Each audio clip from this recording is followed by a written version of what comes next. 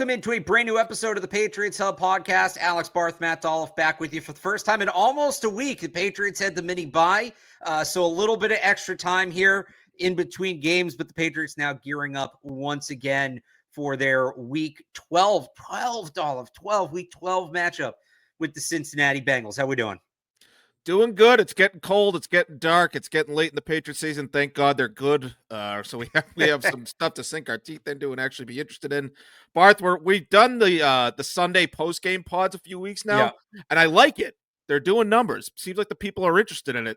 We got to get back in the studio at some point. We got to do this face to face. I'm not a huge fan of remote pods. I like to do it for the numbers and for the convenience of it all, but I don't know, maybe bye week or maybe the morning after they play the Giants, we'll get in the studio. We'll talk that out face to face. How's that sound? Those both, bye week Monday night game. Those both sound good, but we're obviously virtual today, getting ready for Patriots Bengals, a game that this has been a kind of a crazy week getting ready for a game, especially on a short week. Most of that's because of the Bengals. So first of all, I guess let's start with the big stories from the week on the Cincinnati side.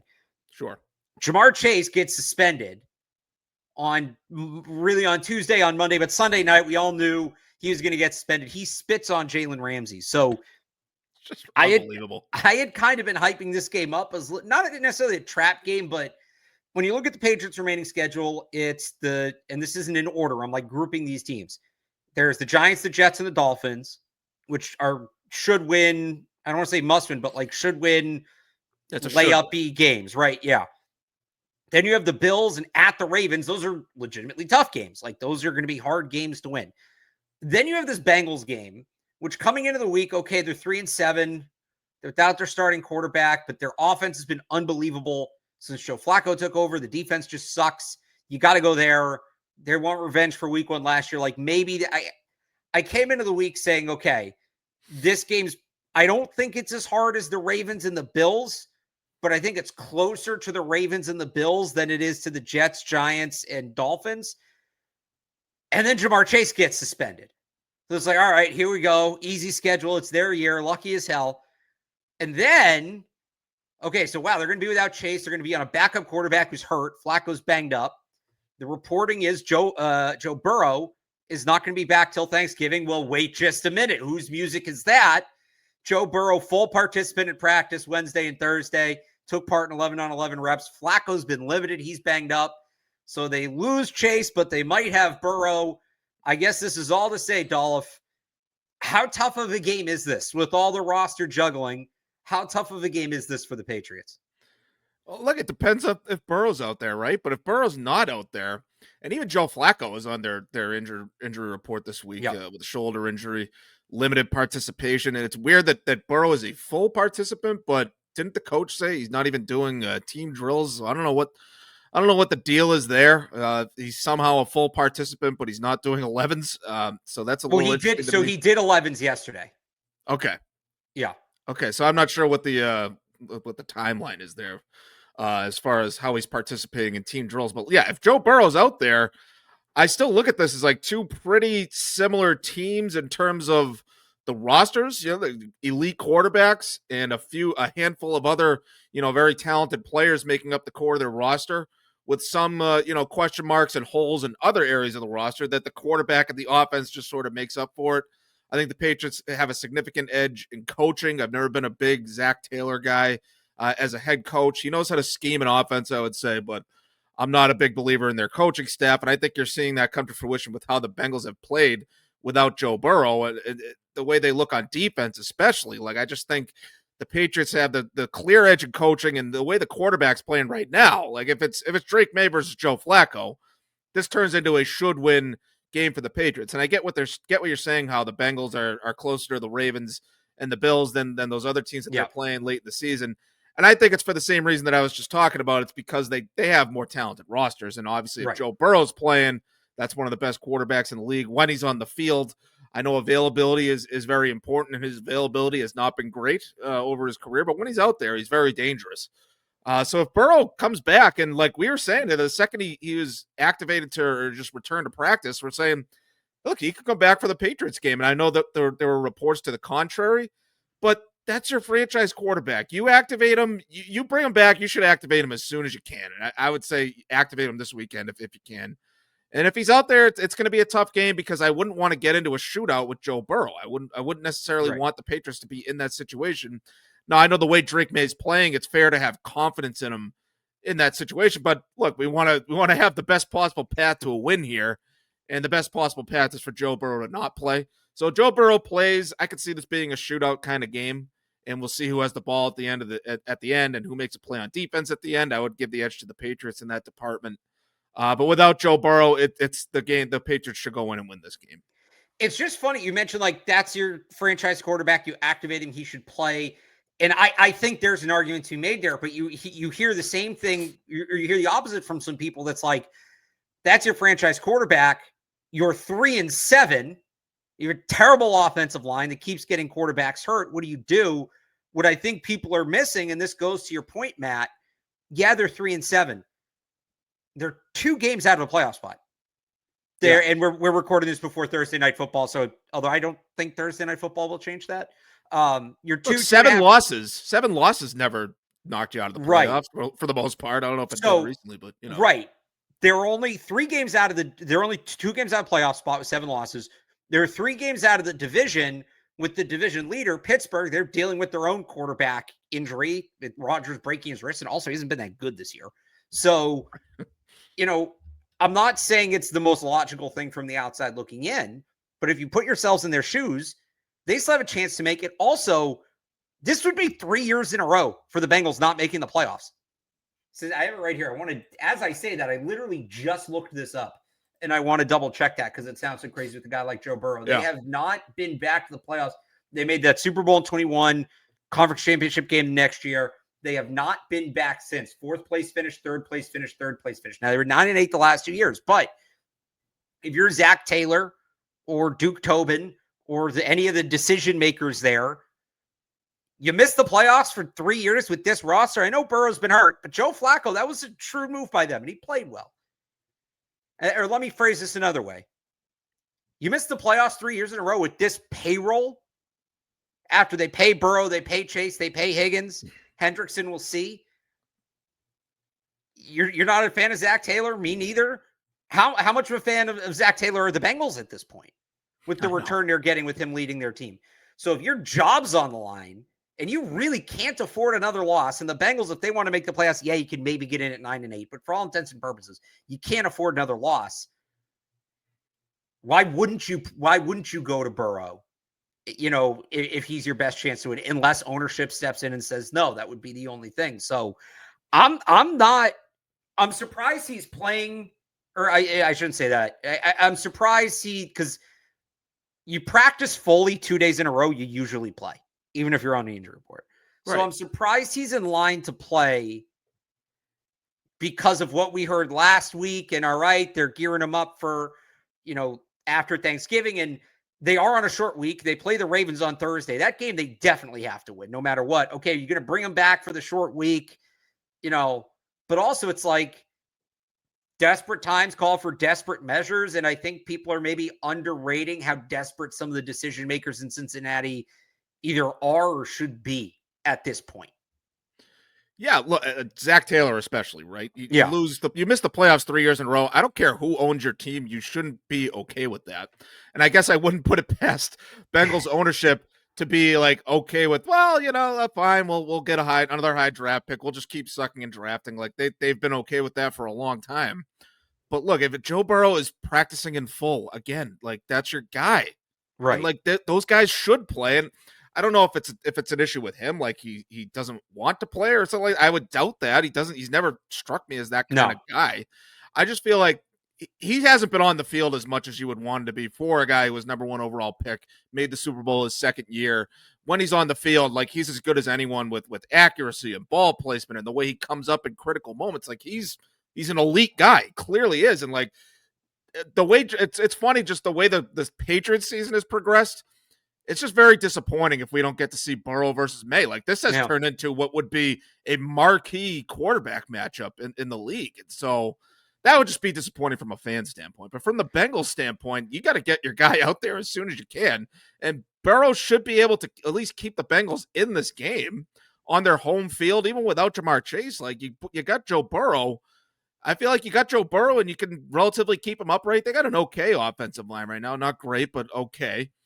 If they can keep him upright, he should be able to make plays with T. Higgins and Andre Yoshivas and the tight ends and the running game. And so they should be able to move the ball, especially on the first drive, probably. So this would be, again, this would be an interesting game if Joe Burrow's out there. And I honestly, I'd bet on him being out there just because for what you said, he's practicing in full. He's going to be a full participant all week and then just not play. That would surprise me at this point. That would be a rough look. That's a good point. That would be a rough look. All right, so whoever's out there, though, and we both, I think it's going to be Burrow, too. I'm with you. This is just me guessing. But whoever's out there, whether it's Burrow, whether it's Flacco, whether it's Browning, whether it's Penn State legend Sean Clifford, whoever's out there, they are going to have to operate an offense without Jamar Chase, who leads the NFL in catches, led the NFL in catches at the time he was suspended. What's that going to look like? Probably going to feature Higgins. Obviously, his yards per catch is high this year, but his total production's a little bit down. They really have been, with these backup quarterbacks, just high volume role for Jamar Chase.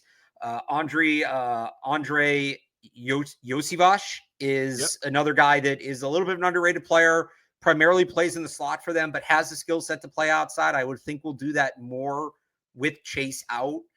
They do have Charlie Jones, their third wide receiver, but something that I wonder, Dolloff, the other Bengals injury news that kind of got washed over by the Burrow stuff this week, old friend Mike Gesicki, who had a good year for the Bengals last year, played 6 games this year before he got hurt. Was designated a return from IR, and he's also been a full participant this week. If he can come back and he can go, and they also have Noah Fant, who is has played well for them. If I'm the Bengals and I'm looking at this, okay, we're down one of our wide receivers. We're getting a good tight end back. The Patriots struggle against tight ends and want to live in nickel personnel. There's every reason for the Bengals to put, if he's healthy, Gesicki and Fant on the field together and just live in 12. Live in 12 personnel. You force the Patriots more to base. You force them to cover multiple athletic tight ends. Now, will they figure it out? Like you said, you're not a big fan of Zach Taylor. I'm not either. Part of the reason for that is he kind of just does what he does, and he's not a coach that makes a lot of adjustments, and they generally don't run a lot of 12. So maybe they go in 11 and it's the Charlie Jones show, but it will be interesting to see if they try to test the Patriots with two tight end looks early and often. If Gesicki's back, that should be a strong option for them. I think you're asking too much. Like you just said, you're asking too much Zach Taylor to come out with like this exotic, like we've never tried this before game plan. I just don't see that happening. Certainly not if it's with one of their backup quarterbacks. If it's Joe Burrow, like maybe. But Mike Gesicki, like he's a guy who's actually had a couple decent years with the Bengals since going over there. He's made some big catches.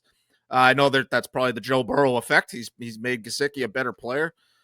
Just with the way he throws the ball. But yeah, like Gesicki, that's a guy that like they haven't really shown the ability to consistently cover tight ends. They haven't really shown the ability to cover a big slot receiver like Yosivas. So I expect the Bengals to sort of get theirs in terms of making plays. Like even without Joe Burrow, like I could see them scoring on the first drive because that's been happening every single game against the Patriots defense.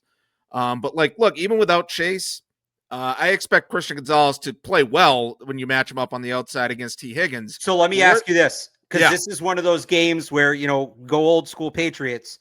Are you going Gonzalez on Higgins, or are you going Gonzalez on Yoshivas with Davis with help over the top on Higgins? I would still go Gonzalez against Higgins. Okay. And I would try Davis against Yosivas. I mean, I know they haven't always played him over the inside. But I'd have Davis get in Yosivas' face, get physical with him, try to disrupt his timing and just disrupt him at the catch point. I'd go with something like that.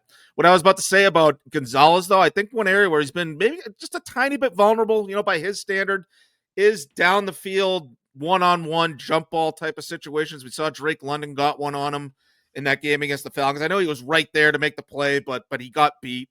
And so I don't know. Like if you get Higgins 20 yards down the field, you throw it up to him. Like I would give him a chance to maybe make a play on Gonzalez. Gonzalez, I think, would be a guy that would be tough to throw on when you're trying to throw in the intermediate areas. He's mirroring the route and he's throwing off your timing. Like we know that could be a big thing with Joe Burrow if he's out there. And so I think if Joe Burrow has the time to throw and he has the ability to get it downfield to T. Higgins, I wouldn't be surprised if T. Higgins makes a couple plays in this game, but I'd still go Gonzalez on Higgins for the most part, just to keep the volume down and, keep him honest in terms of the short and intermediate areas with that guy. And, Yoshavash, I'd put Davis on just to play physical. Cause I wouldn't trust Marcus Jones in that situation. So that's for sure. I was going to bring that up. The Patriots haven't always been traveling Gonzalez and Davis inside. And again, maybe I'm giving too much credit to the Bengals here. Like I would have some looks where Higgins or Yoshivas, but especially Higgins, is lining up in the slot and see if the Patriots will bring Gonzalez or Davis inside to cover him, or if you're going to get Marcus Jones on T. Higgins. I really like Marcus Jones. I think he's a good player. I mean, no disrespect, but 6'5" on 5'8" is 6'5" on 5'8". You can't teach height. And that's a mismatch. They had that a couple years ago when the Bengals came here because the Patriots were so decimated with injuries at cornerback. They had Marcus Jones playing on the outside. And I thought it was a valiant effort, but there were just a couple jump balls late in that game that, again, 6'5" is 6'5". So I'll be interested to see. I'm with you kind of big picture on that, but I'll be interested to see, are they more willing to send Gonzalez and Davis inside? And that's where it's maybe another reason to put Christian Gonzalez on T. Higgins if they are going to try to get fancy like that and put Higgins in the slot. Like it's different covering in the slot than it is on the outside. And Christian Gonzalez has done that a little more regularly in his career. Not a ton, but a little more regularly than Carlton Davis has. So he has the look there. You also mentioned pass rush. First game without Milton Williams. It's going to be another test. Now, luckily, I don't think the run game is going to get tested yet. The Bengals have run the fewest run plays, and they have the lowest run rate in the NFL. They're not super interested in the run game. I understand why. Their offensive line is terrible. But they kind of just throw the ball to Chase Brown a lot, and that simulates the run game. So it's really the pass rush where they're going to be tested without Milton Williams. And so I'm looking at just Kyrus Tonga step up as a pass rusher. Do we maybe see like Jeremiah Farms activated, a guy with some athleticism that can get after the quarterback from the interior? Or do we see Corey Durden used more as a pass rusher where he's primarily been a run player? It's all going to play off Christian Barmore. The big picture is he needs to take a step up, but does somebody next to him step up and help fill that gap as well? That's going to be a big question in this game. Yeah, I mean, you're not. I guess I'm giving the O-line more credit than you are in Cincy. I think they're okay. I mean, Orlando Brown, old friend Ted Karras, they got some decent players there. I just look at I think they're not. I'll pull up the pressure rate. When you get this many quarterbacks hurt, I think you're not doing the job. I think they're poorly coached. I think this is going to be a week where we're going to be like, why aren't they double teaming Christian Barmore? So I think this is going to be a week where Christian Barmore is going to abuse his former, I don't know if they're former teammates, but no, he's going to abuse Ted Karras up over the middle, and they're going to be like, how are we going to stop this guy? What are we going to do about this? I feel like it's going to be that sort of situation. And yeah, like I don't think they're going to be able to scheme it up in terms of protections. And so I don't think this is going to be the week where we're going to say, oh, they missed Milton Williams. I think that could be against Baltimore when you start to see that kind of issue. But yeah, look, I think Barmore can still have a good game, even though he doesn't have Milton Williams side by side with him. And in terms of replacing Milton Williams, I think Kyrus Tonga is an obvious one as far as that interior guy, run stopper. But he's been surprisingly impressive getting a push up the middle as a pass rusher too. So I wouldn't be surprised if Tonga comes in here, just plays a little bit more snaps than he has been, and just continues to make an impact, and he has a little bit more production because he's out there more. Durden is an interesting one to watch. He's been surprisingly effective as a pass rusher for a guy that sort of jumped aboard a moving train earlier this year. The one area where I'd wonder how they could replace Milton Williams is moving him around the line a little bit. They've used Milton Williams as an end, as that big five technique at times. So I wonder if Durden could be that guy where you have a look where it's like Durden, Tonga, Barmore along the defensive line. I could see something like that. I could see him spelling a guy like Harold Landry, who's been slowed down in recent weeks. It seems like he's playing through something. Yeah, he's banged up. So Durden is a guy that I think is going to be key to sort of spelling those other guys. And if they want to be able to mix up the alignments a little more, Durden's going to be a guy that could maybe move around a little bit. And Elijah Ponder is a guy that I think could also spell Harold Landry, just, replacing 1-for-1 on the edge there. So it's going to be interesting to see if they can still scheme it up and move the guys around like they have been.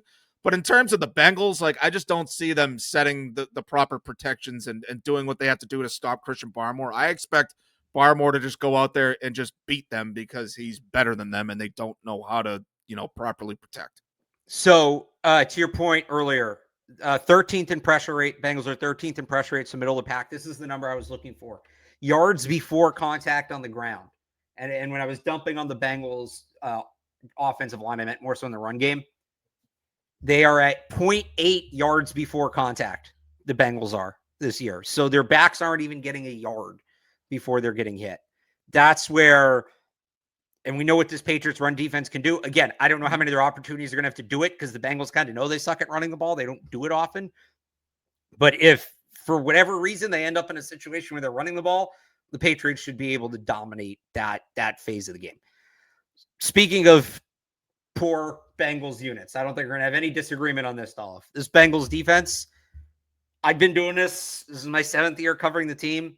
I did Catch 22 with Evan on Wednesday. We've been working together since 2018, and we're talking about the Bengals defense. I kind of stopped during the show and said, I don't know that, like, we try to be pretty diplomatic about it, right? And, we try to look at the matchup that's there and take it for what it is. I don't know that we ever outright dumped on a unit the way we talked about this Bengals defense. And we've covered, outside of the Patriots, we've covered some bad Jets teams that the Patriots have played, some bad Dolphins teams, some poor Colts teams have come in here. The Bengals rank last in yards. Now, usually, let me add this important qualifier. Usually this time of year, I use per game stats because the bye puts everything kind of out of whack. The Bengals have already had their bye. So they've had one fewer game to allow yards than some of the teams in the league. Keeping that in mind, this is total. This is not per game. This is total.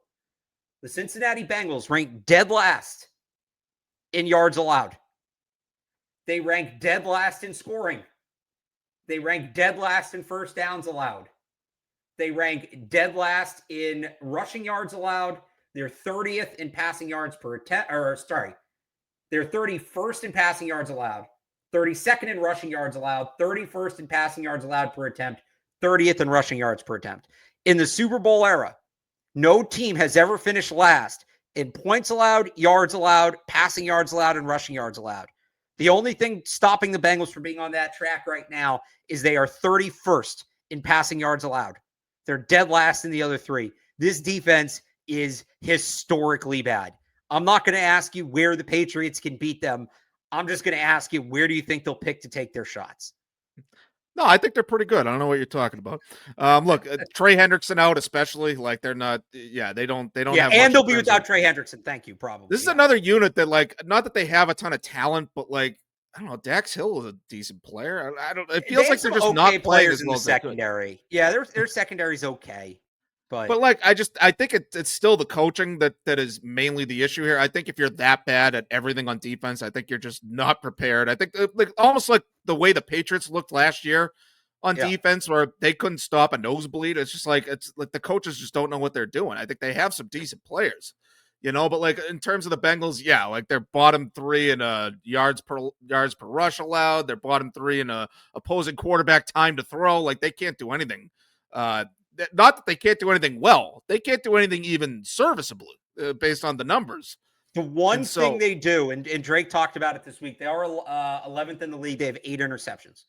So as long as Drake doesn't put the ball in harm's way, that's like the one spot you could maybe open the door for him. Yeah, well, look, I think it was in your mailbag this week where I think someone asked, could Drake May finally throw for 300 yards? I wanted to talk about that.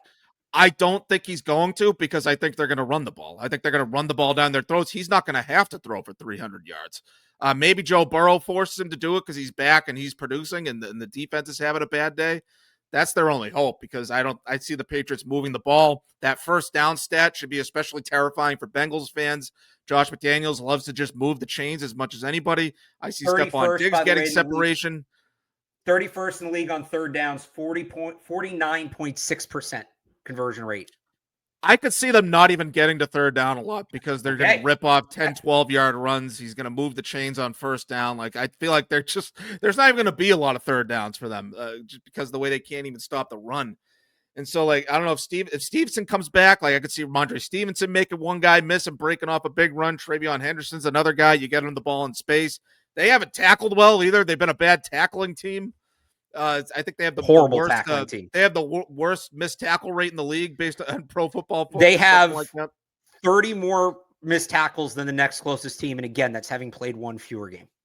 Yeah, look, you give up first downs, you give up the third down conversions, you can't tackle. Josh McDaniels has to be foaming at the mouth looking at the opportunities of how he's going to scheme up this offense. You just kind of hope Josh doesn't overthink it. I think Josh has to go to Drake and say, like, we're going to play it simple. We're going to, survey the field, and we're going to take the simple plays because these guys aren't going to be able to stop us. We're just going to move the chains. They can't tackle. We'll get the guy the ball in space. Maybe they can break off a big run after a simple throw. We're going to keep it simple, stupid. Don't try to do too much. We're going to move the ball and score points because these guys can't stop us. And I think that's going to be the case for the offense against this Bengals defense, especially with the first down stuff. Like, I just think they're going to be able to march down the field at will, and I think they're going to be able to dictate the game on their terms on the offensive side of the ball.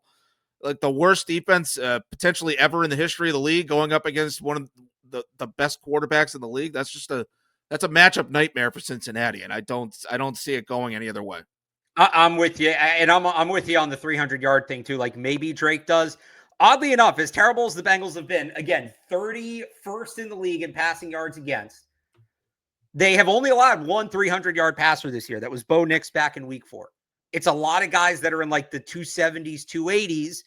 To your point, it's just more efficient to run the football. When they can't stop either one, they're allowing 5.2 yards per carry on the ground. The Bengals are.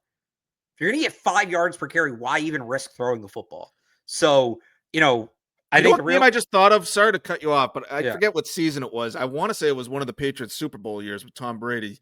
They go out to Houston to play the Texans. The Texans are horrible. They have a horrible defense. Yeah. And the Patriots are just like, look, let's just run the ball, play some defense, be smart, and let's get out of here with a win. And they won, like, I want to say 27-6, something like that. So another game that was like that was it was a playoff game against the Colts. Or no, they had two that year. There was the Jonas Gray game, and then the playoff game against the Colts, where that Colts defense was just, especially against the run, was terrible.